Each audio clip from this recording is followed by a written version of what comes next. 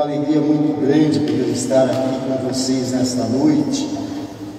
Eu, que me chamo Romeu Mendes, peço licença, já que estou distante, de vocês,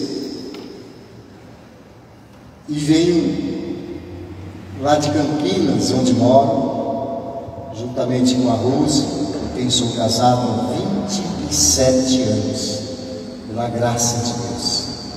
Desse nosso casamento, nós recebemos um grande presente de Deus, que é o Iago, com 24 anos de idade. Um menino de Deus, um menino que serve ao Senhor também na música. E sempre que possível, estamos percorrendo os grupos de oração da Arquidiocese para meditarmos um pouquinho, conversarmos um pouquinho sobre a vontade de Deus para a nossa vida. Amém? Vamos fazer isso agora então? Você sabe qual é a vontade de Deus para a sua vida? Já parou para pensar nisso? Qual é a vontade de Deus para a minha vida? Ou será que eu estou somente querendo que a minha vontade se realize? Que o meu querer se realize? Foi dito aqui nesse momento de oração que às vezes a gente quer, no momento em que estamos em unidade com Deus, fazer um pedido de forma tal que aquilo que eu quero de fato se realize. Mas também foi dito que nem sempre isso é bom para nós. Então, eu preciso perguntar para o Senhor: Senhor, qual é a tua vontade? Qual é o teu querer para a minha vida? Amém? Eu te convido a pegar a palavra de Deus, a tua Santa Bíblia. Você trouxe ela, eu creio, né? Eu creio. Se você trouxe, você pode pegar na mão, assim com coragem, com entusiasmo, porque esta palavra, ela tem o poder de salvar a sua vida. Esta palavra tem o poder de libertar todo o nosso viver do julgo, do erro, da mentira, do pecado. Para que esta palavra, nós permitimos que Deus haja em nossa vida, ela de fato vem transformar, edificar e nos fortalecer na caminhada. Atos dos Apóstolos, no capítulo 5, a partir do versículo 12. Acompanhe, você de casa também que está acompanhando esse grupo de oração pelas redes sociais, deste grupo, desta paróquia. Atos dos Apóstolos, capítulo 5, versículo 12 e seguintes, assim diz: enquanto isso, realizaram-se entre o povo, pelas mãos dos apóstolos, muitos milagres e prodígios. Reuniam-se eles todos unânimes no pórtico de Salomão. Dos outros, ninguém ousava juntar-se a eles, mas o povo lhes tributava grandes louvores. Cada vez mais aumentava a multidão dos homens e mulheres que acreditavam no Senhor, de maneira que traziam os doentes para as ruas e punham-nos em leitos e macas, a fim de que, quando Pedro passasse, ao menos a sua sombra cobrisse alguns deles. Também das cidades vizinhas de Jerusalém afluía muita gente, trazendo os enfermos e os atormentados por espíritos imundos, e todos eles eram curados. Palavra do Senhor, irmãos. Graças a Deus. Palavra do Senhor. Graças a Deus. Graças a Deus. Vamos aplaudir essa palavra. É a palavra do Senhor mesmo. Merece nossa palavra. Merece nossa voz. Observe que coisa linda, que maravilha verificar os apóstolos cumprindo o papel que Jesus lhes incumbiu de realizar. Os apóstolos e Jesus. É interessante a gente observar, porque esse capítulo 5, ele narra, vamos dizer assim, quase que os primeiros passos dos apóstolos sozinhos, sem Jesus. Nós sabemos que logo que Jesus subiu ao céu, está lá narrado no início do Atos dos Apóstolos, capítulo 1, né? No finalzinho também do Evangelho de São João. Então logo Jesus ascendeu-se ao céu, subiu ao céu, ele mesmo foi ao céu. Por isso, a ascensão, né?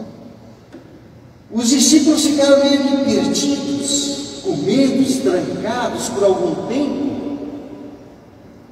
e só foram sentir-se encorajados, fortalecidos, quando aconteceu o cumprimento, o derramamento do Espírito Santo de Deus no cenáculo de Pentecostes. A partir daquele dia, lá naquela sala de cima, eles sentiram de fato a presença de Deus, a força de Deus, a lhes conduzir, a lhes preencher, a fazer com que todo o vazio existencial de suas vidas fosse ali preenchido, cumprido de fato com a presença de Deus.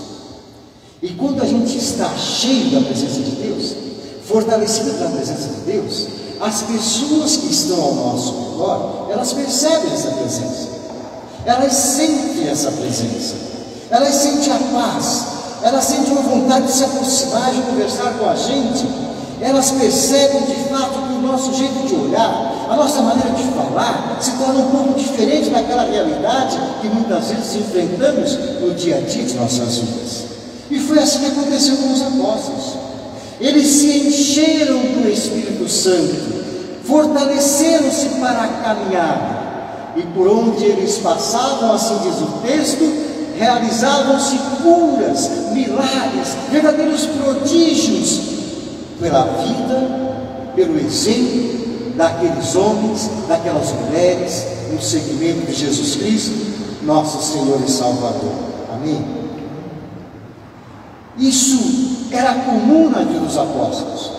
O livro dos Atos dos Apóstolos vai narrando, linha por linha, todos os prodígios, todos os milagres, todos os acontecimentos que ia surgindo a partir da vivência desses mesmos apóstolos, da fé manifestada na pessoa de Jesus.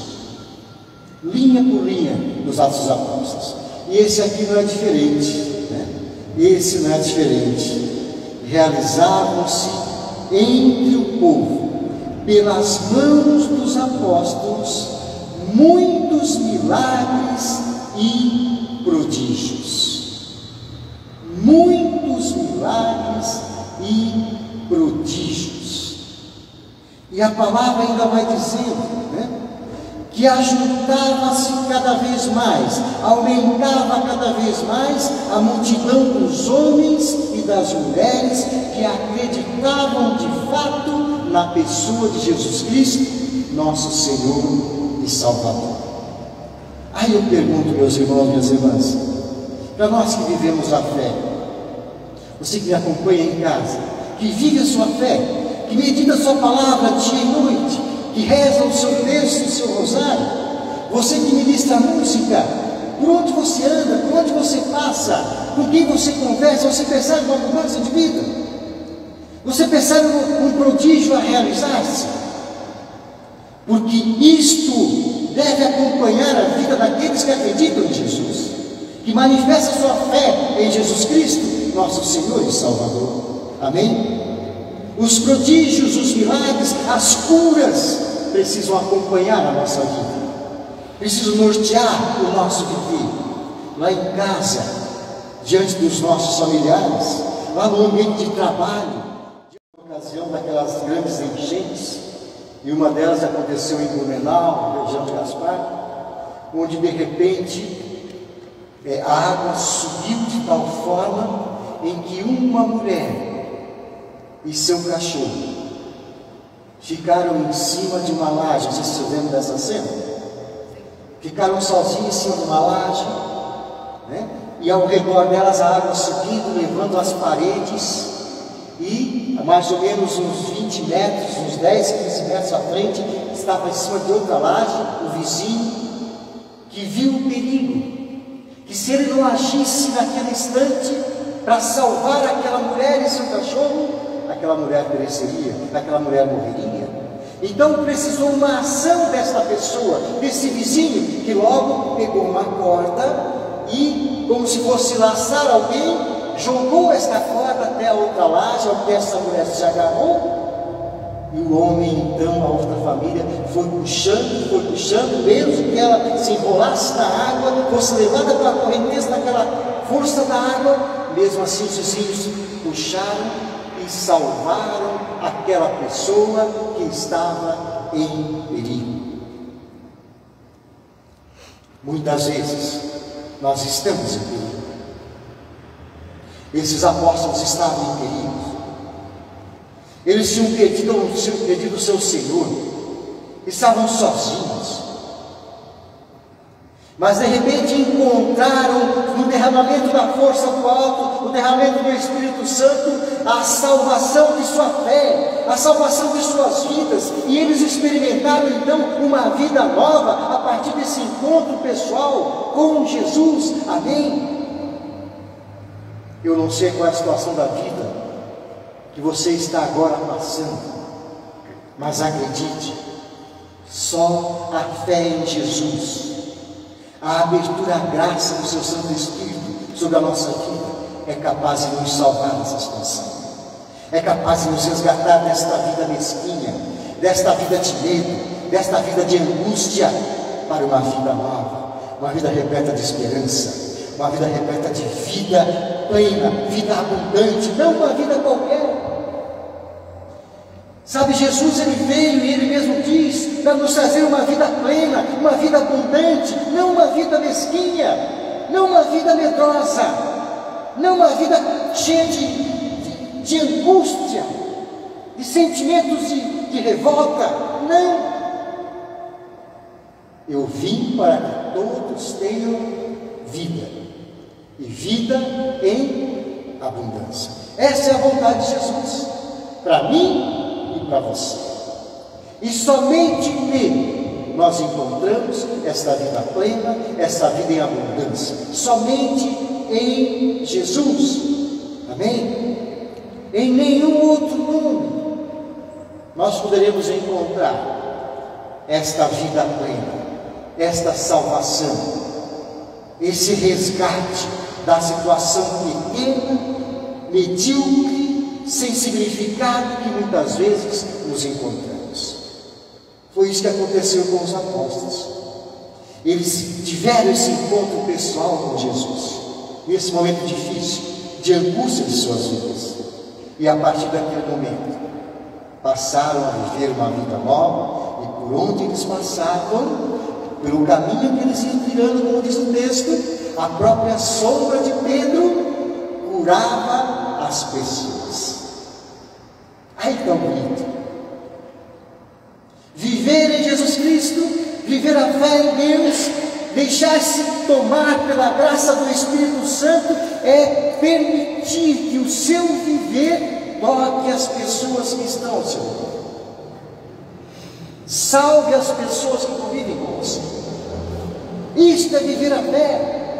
Então, se aqui em igreja, Alexandre, se na sua família, se na sua casa, no seu trabalho, não está de fato acontecendo uma vivência plena, uma alegria, não está estampada no olhar, no falar, no semblante de cada um, é porque com certeza eu e você não estamos expressando de fato esta fé que manifestamos em Jesus Cristo, nosso Senhor e Salvador. Amém? Amém. Porque quando a gente manifesta essa fé, quando a gente deixa que a nossa vida seja conduzida pelo Senhor, transformada pelo Senhor, cheia do Espírito do Senhor, automaticamente as pessoas percebem, nós vamos sendo canais de cura, de milagre, de prodígio na vida dos demais. Eu acredito nesta palavra, creio profundamente nessa palavra. E quando eu li essa palavra, eu dizia assim: meu Senhor, há quanto tempo eu não tenho experimentado um prodígio, um milagre diante dos meus olhos?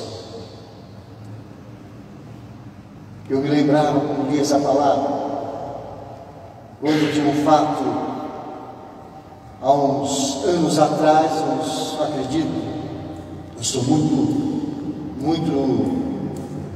assim, é muito difícil para mim lembrar data, lembrar local, eu tenho essa dificuldade, mas eu lembro que eu e a Rose íamos da rádio para casa, eram umas 11h30 da noite, o programa dela ia até às 11 da noite, e eu lembro que de repente o telefone tocou, e do outro lado era o coordenador do CPP da nossa comunidade.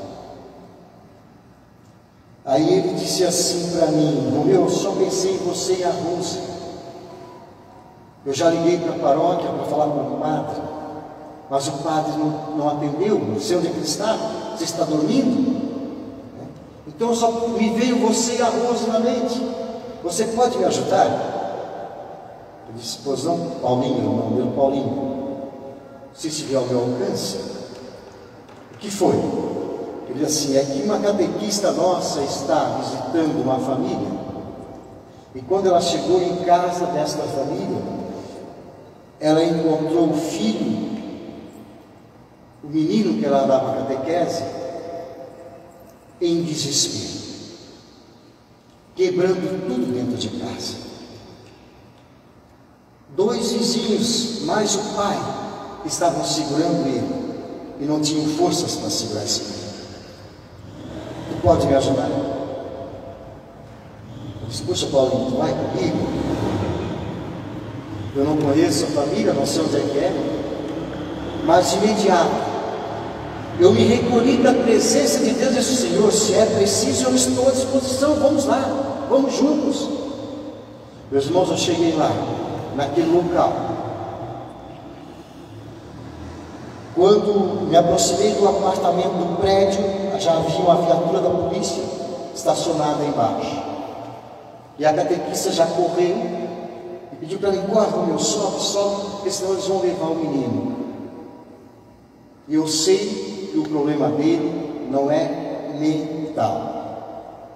Eu subi, cheguei lá em cima, na sala, meio aos 2 sofás, meio a mesinha de centro, estava aquele jovem deitado, seu pai segurando as suas mãos, o amigo segurava as pernas e o outro segurava a cabeça, para ele não morder os demais. Cheguei e olhei para aquele grupo de paramédicos, tinha 2 paramédicos que eu sabia que estavam ali, estavam preparando uma injeção para dar ao menino.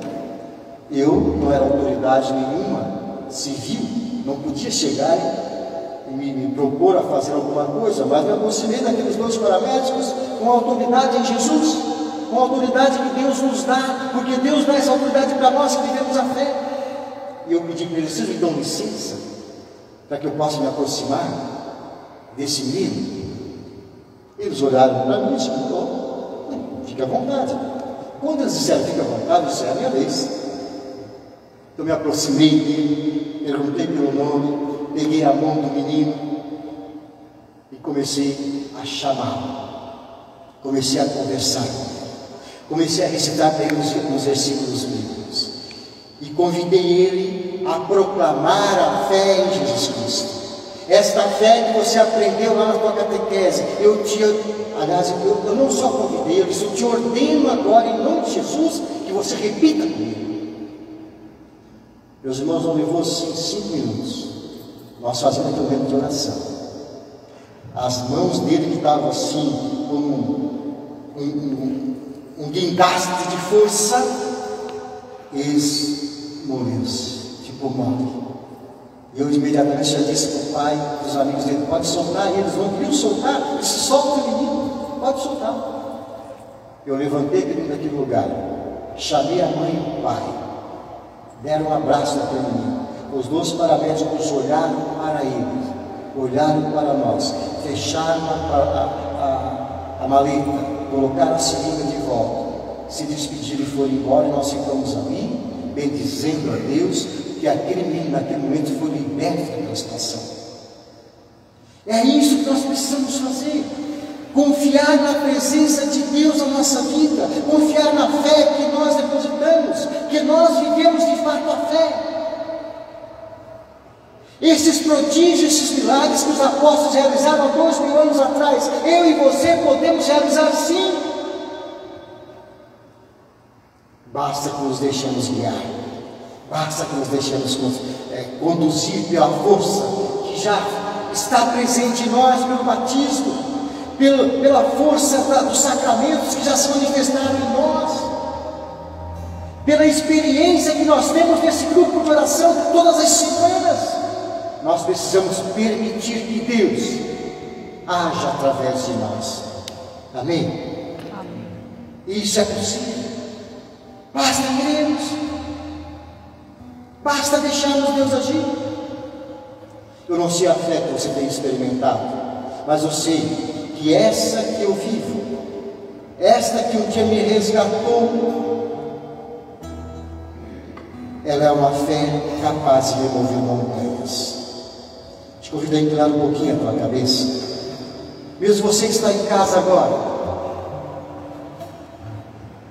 que já está pensando, meu Deus, de que forma eu posso assumir contigo um compromisso para viver melhor a minha fé? Eu não quero sair daqui nessa noite, não quero, meu Senhor, sem firmar contigo um compromisso. Nós já oramos, Senhor, já te louvamos, já te agradecemos, já te apresentamos a situação da nossa vida e já pedimos que viesses em nosso auxílio. Mas agora, depois dessas palavras, depois desses exemplos dos apóstolos, eu sinto em meu coração um desejo ardente de assumir contigo um compromisso. Por isso, meu irmão, minha irmã, eu não posso assumir esse compromisso por você.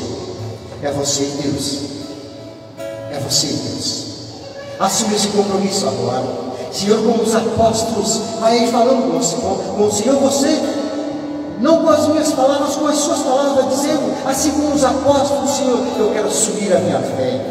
E eu creio que Tu me resgatastes, me salvaste de uma situação de perigo.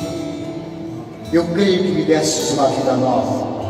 E eu quero aproveitar esta vida nova, manifestando o Teu amor, permitindo-me inundar, me fortalecer pelo Teu Espírito Santo.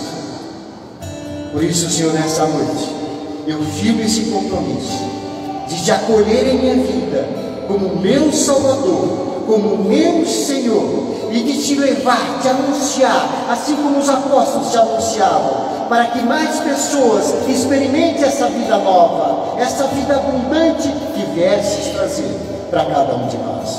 Eu creio, Senhor, na força da Tua palavra. E eu creio, Senhor, nesta presença santa do Teu Espírito que me conduz, me leva para a experiência de uma vida nova, de uma vida repleta da Tua graça, do Teu amor. Enche-me, Senhor, nesta noite, desta certeza de que estás comigo, de que caminhas comigo, de que me conduzes cada vez mais para uma vivência de uma fé real, de uma fé verdadeira, de uma fé comprometida. Vamos cantar, meus irmãos, vamos cantar a Deus, pedir essa graça nessa noite, a graça de presenciarmos sinais, prodígios, curas em nosso meio, pelo nome de Jesus, pela certeza da presença de Jesus em nossa vida. Mas você ficando de pé, você que está aqui, você que está em casa, se concentre na presença do Senhor e cante esta canção, firmando um compromisso com o nosso Deus.